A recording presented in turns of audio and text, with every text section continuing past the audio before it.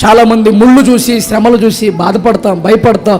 ఇంత భక్తి చేస్తున్నా, ఇంత సేవ చేస్తున్నా, ఇంత పరిచర్య చేస్తున్నా, లేకపోతే ఇంత నీతిగా మేము ఉంటున్నాం, ఎందుకయ్యా మాకు ఈ బాధలు, ఎందుకయ్యా మాకు ఈ కష్టాలు, ఎందుకయ్యా మాకు ఈ శ్రమ? శ్రమలలోనే ఆశీర్వాదం ఉంది.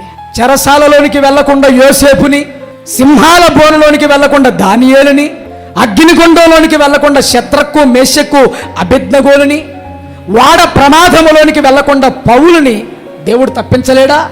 దేవుడు తప్పించగలడు.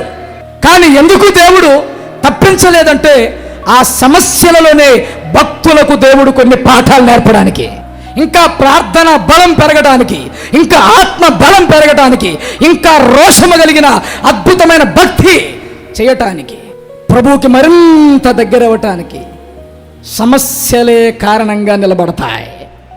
అది అనుభవించిన వారికి అర్థమవుతుంది.